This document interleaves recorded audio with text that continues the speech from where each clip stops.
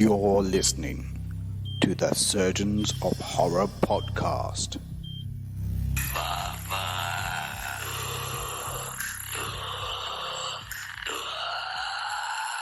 Hello, welcome to the Surgeons of Horror podcast. Its purpose is to dissect horror films, both old and new. I'm your host, Saul Muerte, and joining me for this podcast is Richard Lovegrove. Welcome aboard, sir. Babadook, Babadook, Babadook. Sorry, I was turning over again. Yeah, hello. Hello, welcome aboard, sir. Welcome aboard. Hello, Good to have you. So, obviously, Babadook is the movie that we're going to be talking about in this podcast, and this is one of our Vote for Your Best Horror Film of the Year podcasts, and the year being 2014. And the Babadook was the one that came out on tops, which was interesting. Come on, Ozzy, come on. Come on, yeah, mate, come on. Yeah, that's a good reason. Don't come on, Ozzy. Don't come on an Aussie. That would be a bit weird. It's a bit gross. It's we're polite and we're welcoming here in Australia, but to come on one, it's a little bit too forward. One would think. Come on, 2, 3, 4. Come on, yeah, come on, 1, 2. I want 2. Babadook. Okay. It's going to get insane, isn't it, this one? We can tell. It already is after listening to that child. Oh, boy. So, yeah, look, before we get into the nuts and bolts of the Babadook, I mean, you guys voted for it. I mean, some of you didn't, because it was a bit of a close-run thing, actually, from memory, between this one and a movie called Creep, which is really actually quite a cool little film. For those who haven't seen it, it is still, I think, available on Netflix. So go check it out. It's interesting because it's only got a couple of people in it. It's very small little offering. But yeah, what isn't on Netflix nowadays? Huh? What isn't on Netflix? I know. I tell you what's not on Netflix at the moment. Sinister. Oh no. 2. I think it's Sinister 2 actually. Anyway, they got Sinister 1 on there, but not 2. That's a crime. I know, it's crime, I tell you. And I'm only saying that because at the moment, as we are recording this podcast, we are currently running the Best of Horror Movies 2015, and Sinister 2 looks like it may, it's still a bit too early to call, but it may be the one that comes out on tops. And that made me go, oh yeah, I should probably watch that, because I've definitely seen the first one, but not the second. So, yeah, I'd be kind of keen to check it out. So anyway, back to 2014. So let's take a quick look. It was a bit of a. I was saying to you offline. It was a bit of a weak year for horror. Yes. Not a lot of great choices. So other than Creep, in there we had Annabelle, the first film, which, let's face it, was a bit of a turkey. But obviously, from that has been born numerous other Annabelle-related movies. It came from a franchise originally, didn't it? And then it became its own franchise. That's it. That's right. And now it's part of the universe. Yeah, one of the films wasn't even about the doll. Right. Yeah, it was just like one of them. It was like Origins or I don't know. Ah, cool. Excellent. Wolverine Annabelle, something like that. Oh, Wolverine Annabelle. I remember that one. Yeah, with the claws. And a little muskrat type thing. Yes, that's right. And that bit where that little girl turns to Annabelle and says, "Does it hurt?" And Annabelle says, "All the time." It's a very deep voice. Yeah. I don't know what that was. Flashbacks. Yeah. Oh, that LSD is terrible. That's it. But yes, unfortunately, big years for the start of blockbusters and stuff like that. But it was not really a horror year. Yeah, it wasn't a horror year. You're right. So there was lots of other stuff going on. We were talking about that offline too. So just coming through the last few of them are here as well. So we had Deliver Us from Evil. So that was the one with another Aussie in the fold, which was Eric Bana. Yeah. Then we had that Chopper. Then we had I've forgotten what is she Israeli, the director of A Girl Walks Home Alone at Night. So like low budget independent movie. I thought she was Israeli, but I could be completely wrong. So forgive me if I've gotten her national identity wrong.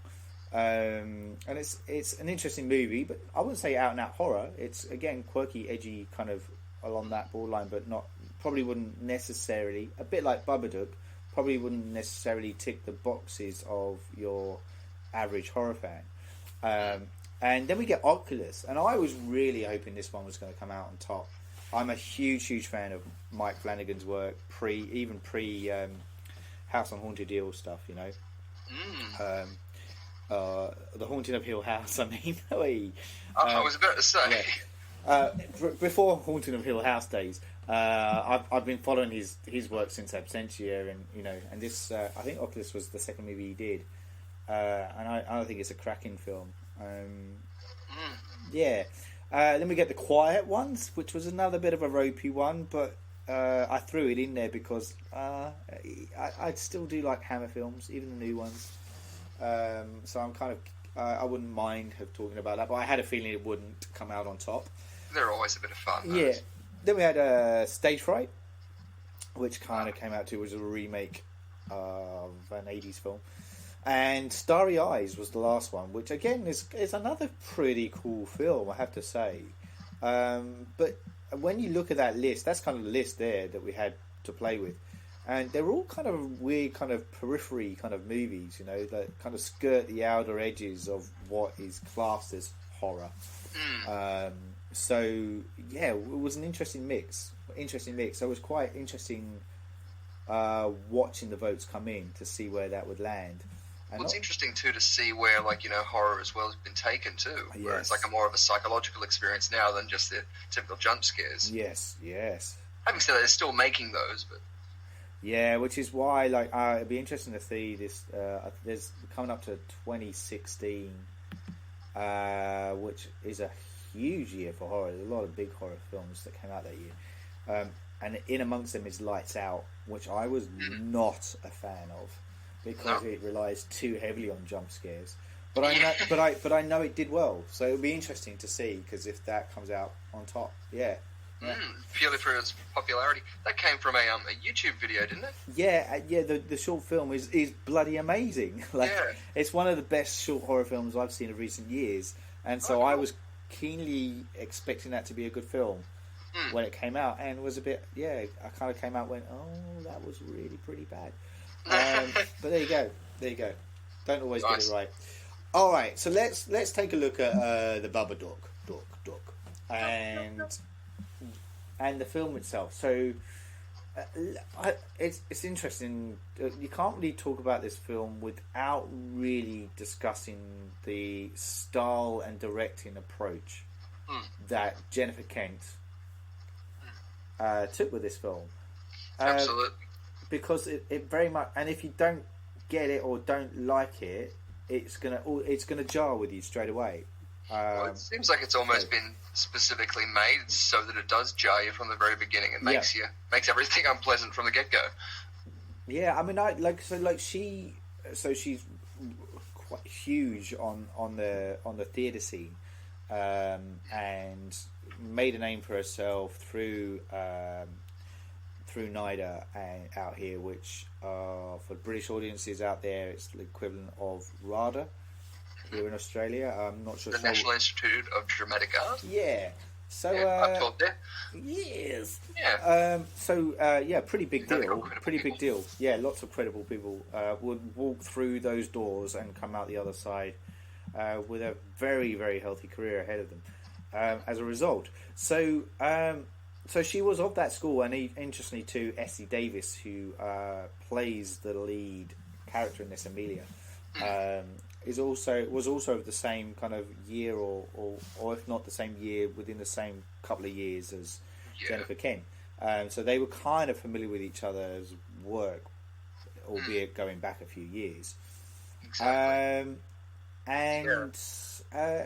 Also, Jennifer Kent not only just having a big theatre background, she also had it in short films and TV as well. Brian Brown had his own TV show called Too Twisted, which was like these Tales from the Crypt, almost like Twisted Tales, where the whole big spin would happen at the end. And she directed an episode of that. And I remember when I was training at Screamwise, she was one of my teachers there, which was pretty awesome. Awesome. Man. So who came through and around that same sort of time that she was doing that. So what do you remember of her then with that period? There was a lot of different teachers that came through at that sort of time. So taking us through casting advice and really what the director wanted to see from those scripts that we're being provided with. Yes. it was fantastic, and they're still doing that sort of stuff there today. I don't think she's teaching there anymore. She's probably moved on. But no, it's fantastic. Sort of place, and what she can do for people is fantastic. Because even at that time, she was still offering her services to be able to do that. Yeah. Also at the same time, doing a whole bunch of different things and writing and producing. Yeah. I wasn't. I have to admit, I wasn't aware of her pre the Babadook. To tell you the truth, at the time I wasn't aware of her either. Yeah, I was just like, she must be a big name. Yeah. So I mean, effectively, I think she was, as I said, in the theatre scenes and behind the theatre scenes, and as you said, in a lot of the short kind of films and stuff that she was working on. Well, she also acted quite a lot too, as acting, Country Practice and GP and Police Rescue. That's Murder Call. Right. That's right. So, but I guess I'm gonna. Well, I'll throw it out now. I actually did like this movie, and I enjoyed it, and because of that, I was automatically interested in wanting to see more of what Jennifer Kent would offer. And she's just about to, at the time of the recording now, she's just about to release, at least across a nationwide release of her new film, The Nightingale. I know it's done a few festival circuits already, but so we're kind of interested to see how that comes about. Although apparently that one's not necessarily out and out horror, but more of a gothic kind of thriller drama. Exactly. It's set in 1825, and so I think that styling choices in this specifically probably lend itself very much to that. It seems like it's a very Australian-lit film, especially when you look at early film and the way the acetate would react to our sun, just being in a different hemisphere. It had a different sort of light. So when you look at Breaker Morant or even Priscilla, Queen of the Desert, when its original film form, it's a little bit more orange and a little bit more blown out, just because it's supposed to be up in California. Yes, that's where it's made from. yeah. I guess that also lent. I mean, I know we haven't really talked about the film, and I think, as in like the narrative of the film, and I do think that I'm not going to go too deeply in the narrative, because you can pretty much summarize the journey of the film very, very quickly. But having said that, that's not because it's not deep. It's because it goes deep, but within a very small kind of time frame, I guess. But again, like I said, like at the get go, as I said, the choices the director makes in this are significant, and the lighting is one of the key areas. And I know that you had a few thoughts on the lighting component, choices that she made on this. Yeah, well, originally when I first saw it, it really just felt bleak and drained of any life. Yeah. But the second time when watching it, I noticed, and my partner noticed, that there was a lot of light being directed in areas, or at least I thought it was being directed in areas where you couldn't see the main actress's face in a lot of the shots. It looked like she hadn't even been lit from a specific, feature angle where you would light the talent from the front. It's all just sort of like ambient and background light. Or a side light usually they would have, whereas the other actor was usually fully lit. Even when Robbie comes in at the beginning of the film and makes a couple of lewd remarks where it's just like, oh, okay, the script could have gone through a couple of more loads in the wash. Yes. But they're saying about in the dementia ward, and it's like, oh, well, you're not destined for that yet, haha. And it's just like, oh, no. But it focuses on him, and so you don't even look at her, and it's sort of echoing either how she feels or how she is actually seen in society, where it's like she doesn't even see herself. No, because this being a sort of perspective of where she's looking at, she's not lit well. She's always very harsh lenses on her. Yes. And I think on that too, and I guess that's a good segue, or a very small segue, because we will come back to what we're saying, to the boy in this film, Samuel. So 6-year-old kid, and clearly has some kind of learning deficiencies going on, and a lot of his character alienated audiences out there. Really? Yeah. From what I could read up on it, and I don't agree with this, by the way. I actually thought the performance was amazing from what was his name? Sorry, Noah Wiseman, isn't it? Yeah, Noah Wiseman. Yeah. Yeah. So I thought he was a great little actor. Well, especially in these sort of films, and this sort of a film specifically, you didn't know who to root for, and the whole constant time, even from the beginning, you're sort of going, well, like, it seems like it's a justifiable thing of going, if she kills herself and the child, I mean, it seems like it'll be a sad film, but it sort of seems like she hasn't got any other choice. So you don't know who to root for, but in that, when having his tantrum and outbursts, I thought, like, so many levels of that, like, it was so much longer first time I saw it. Rewatching it wasn't too much longer, but it was that ear-piercing, that draining, that even it made me think of him calling for mum as well. And it was like the amount of times he said it was graining on you. But it was just to make you sort of feel how she felt and how, not even that, how mothers feel or how single mothers feel or, like, how any insert, like, relatable element here. But even from an acting point of view too, a lot of the times, you won't know, or you'll sort of just be called to give a direction at that point and be told to push it, and you'll just be reacting to doing something that will end up either working in the film or, like, not working in the film. So from an acting point of view, the performance was brilliant. And hopefully that with people who get off put by it don't get, like, that's what I'm sort of trying to say. Is it just the noise of it, or is it the character itself? Is it the fact that he lives? Is it, like, I may be throwing myself under a bus with this next comment, right?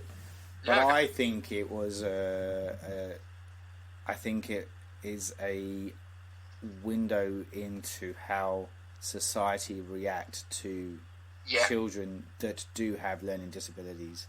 Yeah, well, look at that. Everybody else echoing that in the film as well. Like, we don't want to be around your son. We can't stand being around your son. And it's just like no one's addressing the issue. Yeah, which is why I thought it was quite ironic that was kind of a reaction from some of the people that were watching it. And I'm like, they clearly don't get it. They clearly haven't seen what it is like to be a parent of somebody that, of a child that does have these issues. And the thing is, like, people will look at children that have these and label them as that, and they're the difficult child. They're the one, and just cast it off as just being unfixable. Absolutely, that's right. And that's to come back full circle to what you were saying about how when we first see Amelia, and she's in the shadows, not very well lit in certain areas.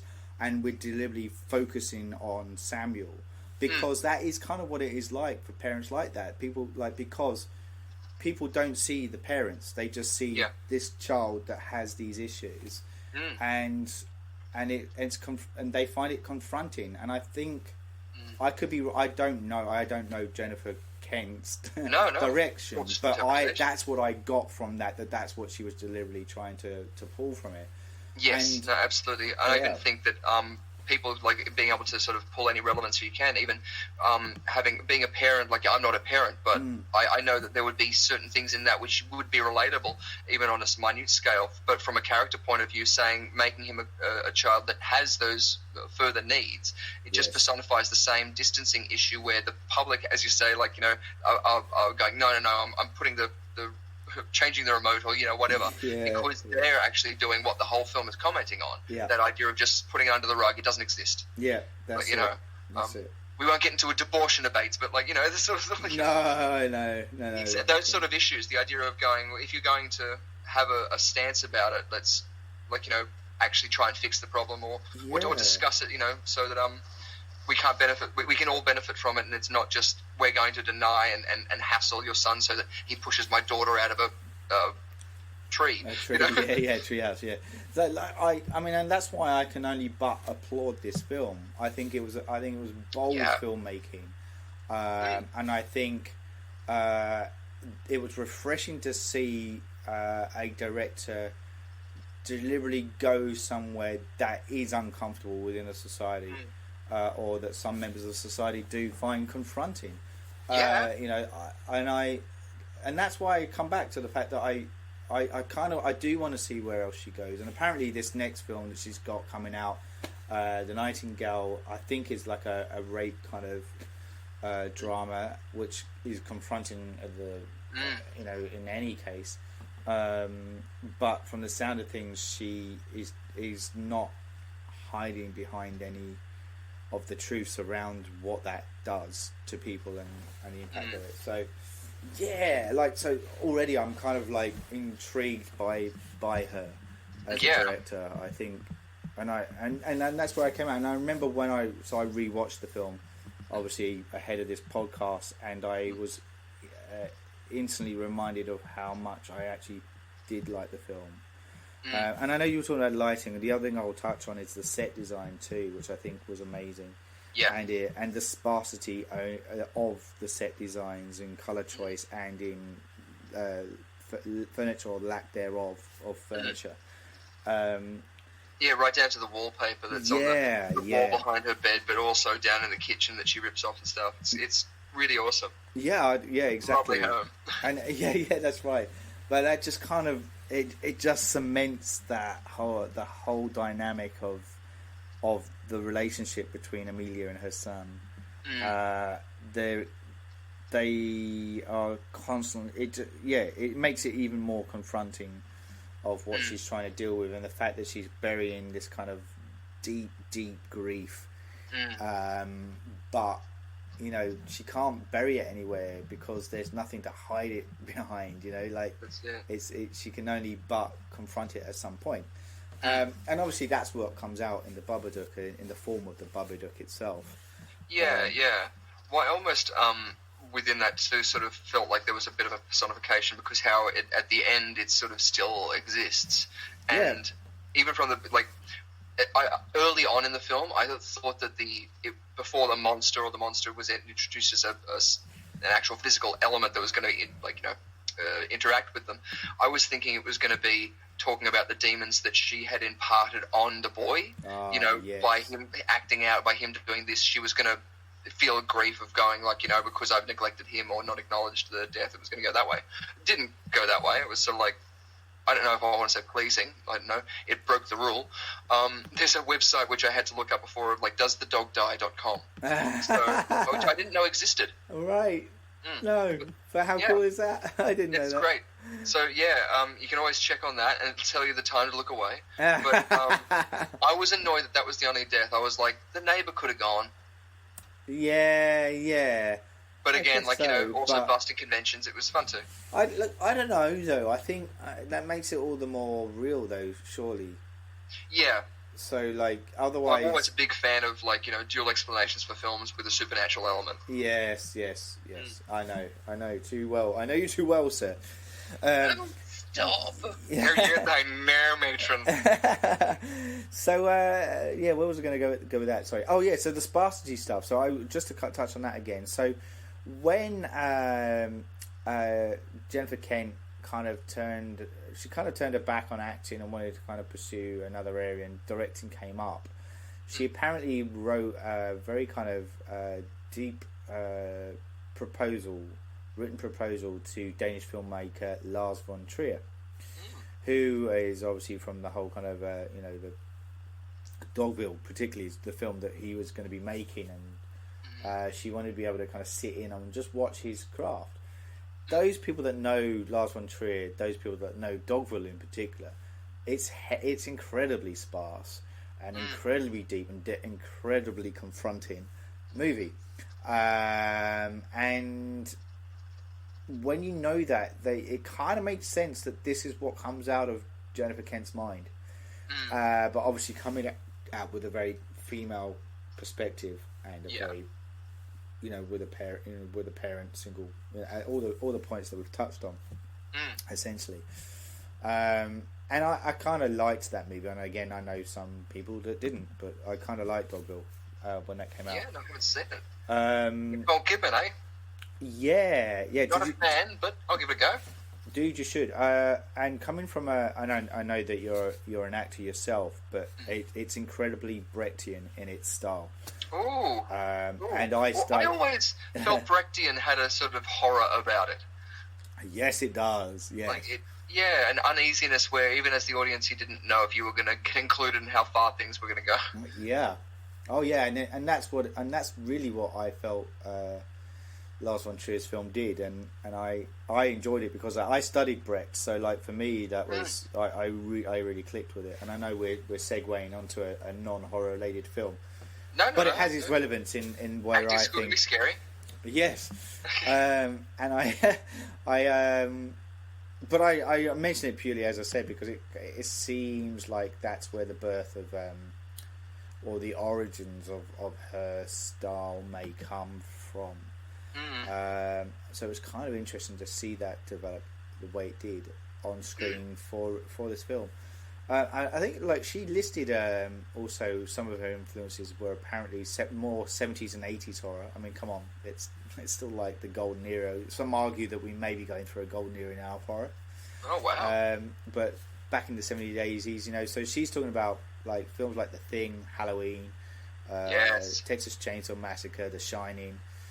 Nosferatu 1922. I know that was 1922, but that's in there, and that you can see that because there's a lot of her Amelia staying up late watching those old kind of silent horror films, reruns of old movies. And stuff. Which I love. I love that component too. Yeah, well, that's I am expecting a whole bunch of films to like come back. Even though I know The Haunting's been remade and stuff. But, and films that aren't direct remakes. Well, even if they are, modernize it. Like don't just do the same sort of thing. Yes, it makes it so much more interesting. Yeah, no, I completely agree, and I know this might be contentious, but I love the film Candyman, but I equally am intrigued about where Jordan Peele is going to take the new direction of that one. Yeah. And I know there's a few haters already out there about that happening, but I'm keen. I'm keen to see where it goes. Yeah, I don't know if I've seen anything about it yet, but I have to have a look into it. Yeah, I believe it's going to be coming out August time next year. I want to say. Don't quote me on that. I'm pretty sure it's around that time. Yeah. So it'll be interesting to see. No, cool. Yeah. So what else can we say about Babadook? Look, let's talk about the Babadook, as in the creature itself and the design. Tim Purcell, as in the credits. Sorry, say again. Tim Purcell is listed in the credits. Yeah, I know. Which I'm going to have to Google now. Tim Purcell. So while you're doing that, so look, a lot of, and I guess the link from there as well was coming off Nosferatu as well, as in like we're talking about the Max Schreck version of Nosferatu and the long kind of fingernails, like long fingers, I should say, that he has. Yeah, imagery wise, absolutely. Yeah, and we can see that in the imagery design of the Babadook itself. And playing with shadows. There's an earlier scene even when she's the rapid sleeping time lapses, and the shadow creeps up just before, and so is that the Babadook already taking over? Yeah, it's very cool. I loved it, and I also loved the whole storybook element of this too. So this book that materializes out of nowhere. And he's telling the story of the Babadook, and that's it's obviously the way of presenting the fact that no matter how much you try and bury your dark secrets, it will always have a way of resurfacing. Yeah, or it could even have a physical metaphor to looking through a photo album and then her getting upset or having a negative reaction to it that's caused some sort of traumatic event. I don't know. It's an interesting thing. I always found it very hard at those points in a film when you're going, okay, now you've got something that you've burnt or destroyed, and now it's come back, and it's okay. I don't know why, but it's an evidence point that you want to find out the physical thing because it's definitely pulled out by the boy. It's not like going, oh, they found it here, or there's an origin story of where that is. It's never explained. It's never explained whether it's a physical thing or if it's purely symbolical, and they both share in this whatever it is. Because it's interesting too, isn't it? Because technically, the story of it is that the father, her husband, died in a car crash as he was transporting her to the hospital to give birth to Samuel. Yeah. So Samuel didn't even see his father. So he has this hole in his life anyway, this absent figure. And all he would know of his father is what his mum would say. And clearly she hasn't said anything because she's been so grief-stricken by what transpired. And so, and you know how, like, you hear this a lot, how parents, without knowing it, the way they are, the way they carry themselves is transmitted across to their own children. And children pick up on things, even like even subtle things. They just pick up, and you know, emotionally will sense things that maybe adults aren't very quick to pick up on. And things like that. So, and I think that is kind of how it manifests with Samuel. That's how I envisioned it as I was watching it anyway. Yeah, well, I think that's, like, we sort of shared a sort of similarity in that too. Like, throughout the film, getting a very specific impression rather than just writing him off and just going, oh my god, he's so annoying. Like, yeah. Although there's a little bit of satisfaction at the end when that he gets smashed up against the wall like twice. I thought they could have done that 2 more times at least. That was kind of gruesome and really impactful as well.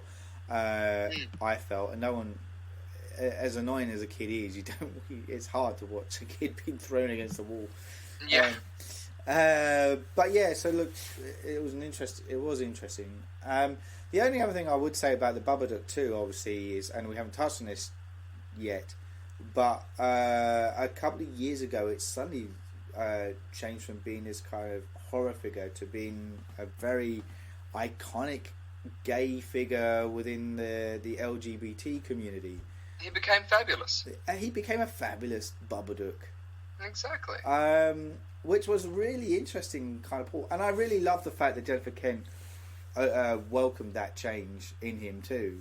And I'm reading a Wikipedia quote with this, but apparently she said that where is it? I'm lost it now. Oh, yeah. I think it's crazy and the meme keeps him alive. I thought, you bastard! He doesn't want to die, so he's finding ways to become relevant. Yes, that's it. Exactly. Well, that would explain it. That's like the only explanation that sort of makes sense in the context of the film and the universe. Yeah. Because otherwise, nobody knows why. No. It's great. He just became this big gay icon. Yeah.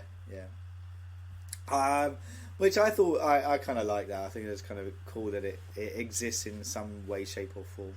Oh, yeah, hells yeah. I'd much rather be a gay icon than, like, the KKK adopted. Oh yeah. You know? Oh, yeah. Can you imagine that? Out. Yeah. Yeah. Yes. No, I think it's fantastic. I still don't see the connection, and it's Is it because he's in a closet? Oh, I don't know. I'm just going to dig myself a hole if I try and come up with thoughts. Because he comes out of the closet first? I don't know. Yeah. Yeah. Or is it the fact? Or is it? Or is it the fact that? I mean, I'm guessing again, but is it the fact that the LGBT community are so used to people trying to force them underground and not talk about them?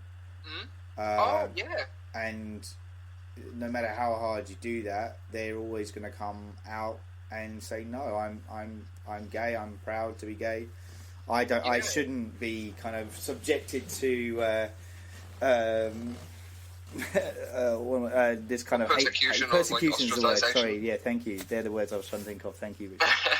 I was thinking ostriches, really. And like, because there are, and especially like, I'm not personally privy to these accounts, but I'm aware of how family members will really treat their own offspring in a certain way because of the way they are.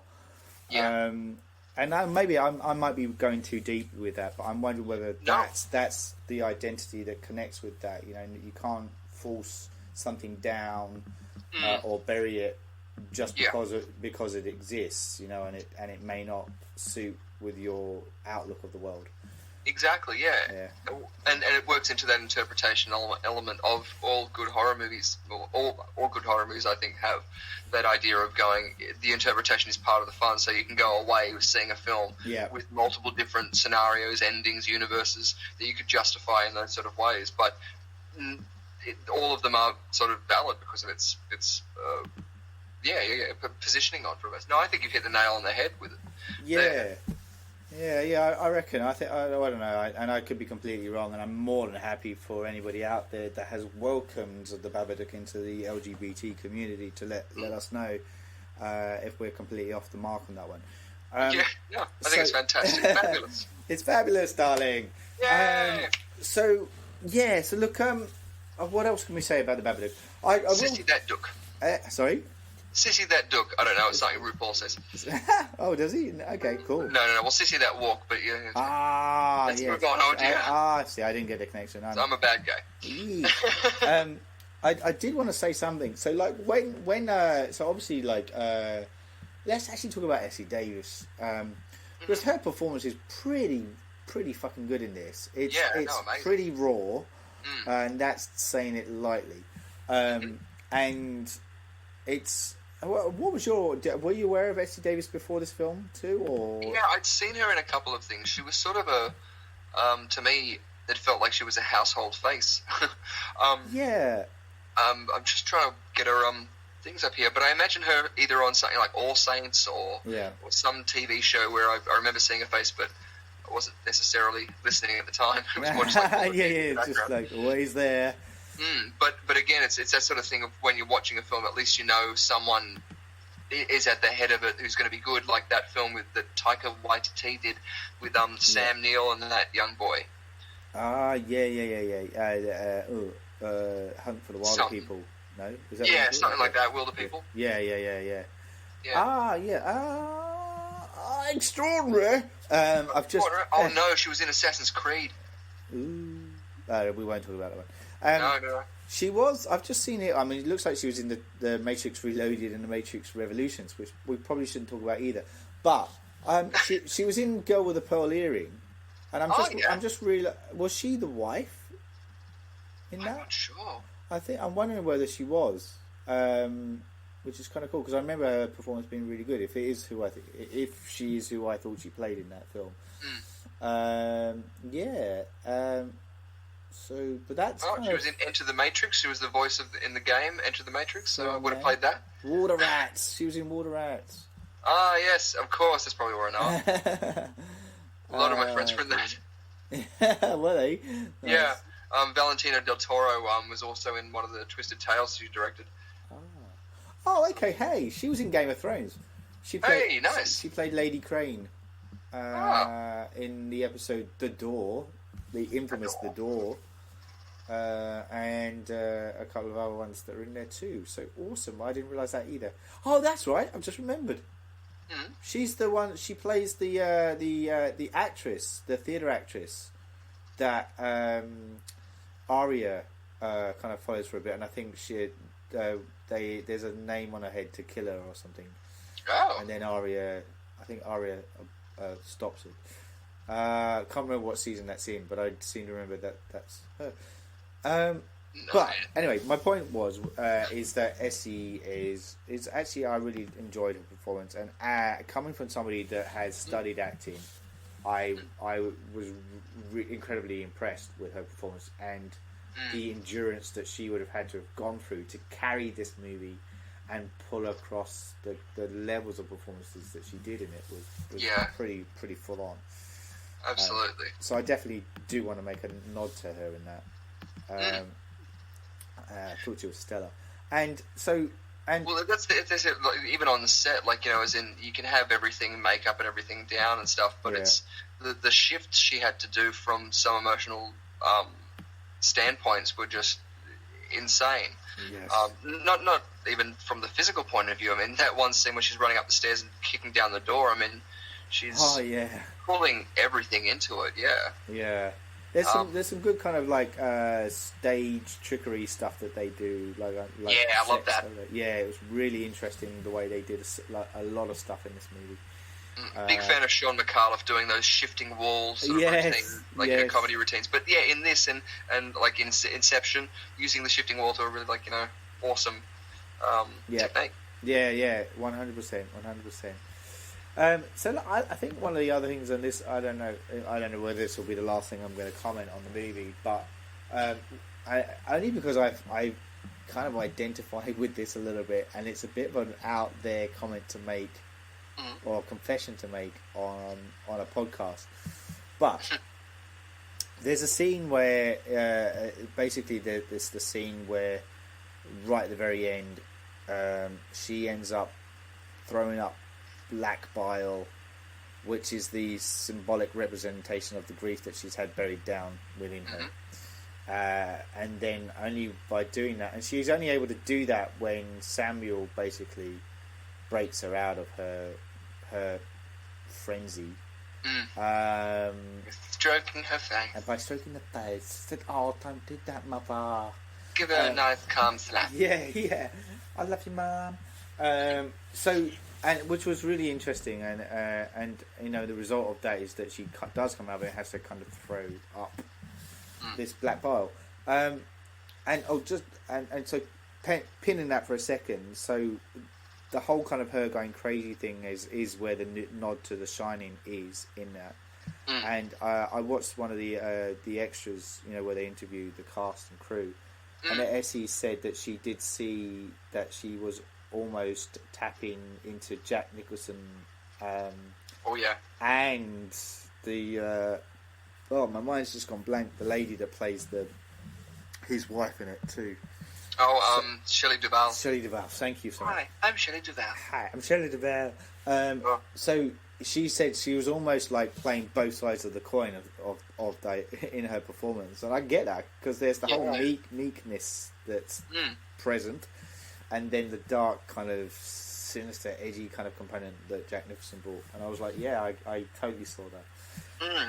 And again, just playing off her repressed, sort of like monotonous, sort of no, everything's all right, and then just snapping. It was really good. Like it made me feel good when she could do that because it was just like, oh, we can relax. Like, you know, but the relax was obviously negative. But But again, to be able to convince us in that way that, and for the boy as well, when he's having his reactions. I mean, I love seeing when someone's performance makes the other person react, whether regardless of the age, if they can physically react to it, spontaneously. I mean, it's riveting. Oh yeah, 100%. Yeah, when she answers the phone call. Yeah. Babadook. Oh yeah, that's right. That was a brilliant moment. Yes, it was. Oh, speaking of which, I just saw Stan and Ollie, so I really like that, and I recommend you should see that. Oh, dude. Yeah. I know this is so off topic from the horror stuff, but sorry. No. I'm welcoming it. I may edit it out for the podcast's sake, but I'm a huge fan of Stan and Ollie, Buster Keaton, Charlie Chaplin. Oh, perfect. I can live and breathe those movies. There was a period in my own life where I was going through stuff, and I just resorted to watching Charlie Chaplin short films just to get me through the sanity of it. I was going through. It's amazing how therapeutic it is just sitting on a DVD and watching it before Netflix existed. Before, that's right, and I loved that. I loved all that era. But yeah, it's brilliant. Even just watching it now and the silence of it is fantastic. It's George Méliès as well. Like usually, all his stuff. I agree with you. Anything like that. And it's tacky and but it's the original. It's like, you know, just to be able to see it on film and it's fantastic. But yes, no, brilliant. If you haven't seen it, no, that's all cool, and we'll touch base more on that offline. So coming back to the black bile. So I went to see somebody who is a spiritualist, and I was just talking through some stuff with her. Nice. And in the crux of it, the idea was that she was going to cleanse my aura by the end of it, right? Before we get to that, I start feeling really, really queasy. And it was at the point where I was like thinking that I feel a bit off. And I hadn't eaten, it wasn't a case of like I hadn't eaten some dodgy vindaloo or anything like that. It's not, it was just a bit bizarre. And was feeling a little bit worse, and to the point where I was like, I'm kind of feeling like I may need to leave because I feel like I'm getting worse, and I was worried because I had a bit of a drive home ahead of me, but we're kind of finishing up, and I think, okay, cool, we're wrapping up, and I'm going to go, and I completely forgot we still hadn't cleansed my aura yet. And so she's doing that, and I'm feeling a lot worse, and then she finishes it off, and then basically we're just doing that kind of, the loose talk that you have just before you finish up a night of chatting with somebody, to wrap things up, talking about that. And I just had to say, I'm really, really sorry. I feel really sick. Can I use the toilet? And I went in, and I'd never thrown up like that in as much as I did in my life. And it was like really, really surreal moment. I mean, she put it down to the fact that it was all that dark energy that I'd been carrying around with me all this time. Had a Babadook in you. Had a Babadook in me. So that was kind of weird. So when I saw that movie, I went, ooh, I get that. And the imagery of like having to physically throw up shit to feel cleansed. And that feeling too of just like anytime you're vomiting, you're going, well, this is making me feel better. And you feel so shit, but you're going, That's it. I know this is good. My body's rejecting all this crap that I've got in me, and it's better to have a Babadook reaction rather than an Evil Dead reaction and cut your hand off after, like, vomiting up blood. Or that black stuff. Best not go down that road, really. No, not really. No, I wouldn't recommend it unless you want a chainsaw for a hand. So anyway, look, I kind of connected with that bit, and I really like that imagery of how that was, and I really love the fact, as we've said, with the ending of it too. And I know we're kind of skirting through this thing quite quickly, but as I said, a lot of it is the imagery that makes this, the performances that make this. And I like the fact that it's unresolved at the end, which is often the case with horror movies. And so, but they're kind of comfortable with living with this beast, Well, there's so many demons still that lurk, even from the point of view of just that capture of what we've seen in the film to even removing the supernatural elements to it. You've still got the stuff between her and her sister, I know, and all that stuff. And I like that dynamic too. I know we didn't touch on that, but I really did like that dynamic of the two sisters in it, and the home help guy that was with her too. Yeah, I was expecting I was actually expecting him to come in and get killed, or something, or them to end up together. Or I was glad it didn't go cliche. Yeah. Me too. I was glad it didn't go that way too. So so the guy. Maybe he was the one who called the something on the. I don't know. Felt like he had some input later on that resulted in someone getting called. Oh, with the docs guys that come out. Yeah. Oh, maybe. I don't know. I never saw it like that, but yeah, maybe. Because he's the guy we're talking about is Daniel Henschel, and I mention him purely because he was in Snowtown. Which was a pretty horrific movie based on real events out here in Australia. And those that don't have a weak disposition should probably check it out. It is actually a very powerful and confronting movie in itself. Is it an Australian film? It is an Australian film, yeah. Cool. Yeah, no, I'm going to check it out. I haven't even checked out, Wake in Fright, because I've been told it's a bit full on. Yes, it is. Yeah, yes, it is. But in a cool way. Well, that's it. Well, even Requiem for a Dream, in a cool way. Requiem for a Dream, man. So that's. There are certain movies that are. You're only ever going to watch them once. Yes, yeah. Doesn't necessarily mean that it's a bad thing that you're only ever going to watch them once. I'd throw Irreversible into that context too. That's one of those kind of movies. I came out of it really impressed, in awe of the style and direction that Gaspar Noé went through and chose to go through with that, but deeply shook up by the contents that was revealed within. So there are certain films that are a bit like that. Well, that's it, because even when you were talking about whether or not liking or disliking a film, I felt like in this, if it sticks with you, and usually if it hits emotional points, so much so that you feel like the Evil Dead remake, it felt like every time I watched that film, I would physically feel ill. Yes. And I think it was because of the combination of every shot was moving. Like there was not a still shot in that film. Everything was moving or tilting or panning, tracking. Then coupled with the subject matter, where like you've got extreme cases of self-mutilation, of violence, of the sort of horror and gore that you can taste, like when she splits her tongue open with a piece of glass, and you can taste that copper in your mouth. So that. Now I really liked that film again because I only wanted to watch that film once, but I knew what it was going to be, and it ticked all of those boxes, and it made me think about it days afterwards. The same thing with this; it made me think about it days afterwards. It still hit me in those emotional points. I felt the emotional high point when I was supposed to. I think. Yeah, and that's it. Like with this, it feels like it did its job. It was a horror film. It felt horrific. Even when going back to watching it again with my partner, I was like, I don't know if I want to watch this because it's going to be a slog. It's going to be a bit of a heavy slog. Yeah.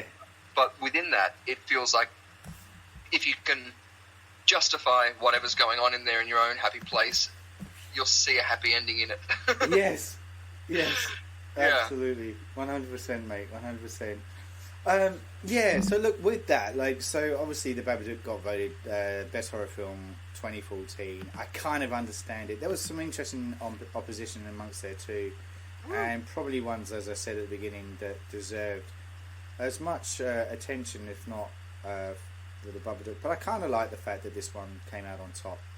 Yeah, I think it's definitely the most popular sort of one, and the one that probably resonate with people. Having seen that, I'm very keen to watch all the ones that I haven't seen of those ones that you mentioned. Yeah, and I'm sure they'll get their day in the sun eventually. Yeah, they will. And I posted this just on Instagram just tonight, on the night that we're recording this, about finally getting around to watching Kill List as well, because that's been on my list for fucking ages. And nice. I'm talking about a cult film, like a cult films. Yep. It's interesting, and somebody remarked on how it felt like a Lynn Ramsey movie up to a certain point. Lynn Ramsey's a British director, and I love her movies. I think she's awesome. And so when I only read that likeness after I watched Kill List, and I went, yeah, I totally get what you meant by that. But yeah, interesting movie that does take an interesting left hook right into as it reaches its climax. Cool. So things like that. There are movies that I keep wanting to go. There's so many ones that come out, and I go, I really need to get around to watching that, and I want to. I want to catch up on some of the stuff the gems I've missed out on. Well, also too, like from doing these sort of podcasts as well, I've always found films that have been referenced and go, okay, well, I'll watch that one, and going, okay, I can appreciate a different sort of side of it too. Yes. From seeing it from either fresh points or trying to compare it to whatever relevance was there. Yeah, 100%, mate, 100%. Cool. Well, I think we'll bow out on that. Unless there's anything else you wanted to add on the Babadook. No. I think that it's just that it was a fantastic opportunity as well for both South Australia to get in on the film action in Australia. Yes. But also too on the international scale that Screen Australia was one of the producers for it. So Australia doesn't seem like it has in the past had a lot of films where they had the Canadian lottery, which was sponsoring a lot of films. I think yes, that's right. I saw that a lot, and there's a British one as well. So it's good to finally see that on the larger scale. Both Australian films and South Australia, and Screen Australia as well is promoting eclectic, out-of-the-box films that aren't necessarily either commercial or too artsy, because I think that this really does get to that sort of middle ground, probably more close to artsy, but it ended up being a commercial success. So I mean, it's cool to try new things. But that's the thing, isn't it? And because we're now in an age where there are so many different platforms to put these materials out and the films out there, and it is good. For me, Australia has always resonated for me within the horror genre. Australia has a habit of churning out some off-kilter but fabulously beautiful films. That deserve their recognition, and I guess that's why I do champion this, and I am glad it kind of came out on top because it deserves to. It does everything you want in a horror film, where it confronts you with topics like horror films generally are uncomfortable because if they're not there for just like the entertainment gore factor's sake, they generally have a political or social message underlying it, and this one definitely falls into that category. Yeah, exactly. Yeah, so... Yeah, there are different types of horror films, but I definitely think this is scary. Yeah. And not just for was it women, single parents, like, you know, or anything like that, but, yeah, it's found a way of communicating itself to everyone, and I think that everyone's gotten that, even the gays. Yeah, for sure, man. For sure. All right. Well, look, on that note, we should probably bow out. But thank you for listening to us on the Surgeons of Horror podcast. Once again, I'm your host, Saul Muerte. And look out for the future yearly polls that we are pushing out as we come through the climax of the 2010s. And thank you also for Richard Lovegrove for joining me on this podcast. Oh, stop, matron, stop. Yes. Yeah, thank you, matron. And on that, goodbye. Bye. You're listening to the Surgeons of Horror podcast. Music supplied by Peter Nezik. For more discussions or podcasts, head over to surgeonsofhorror.com or head over to our Facebook and Twitter sites for the latest news and updates.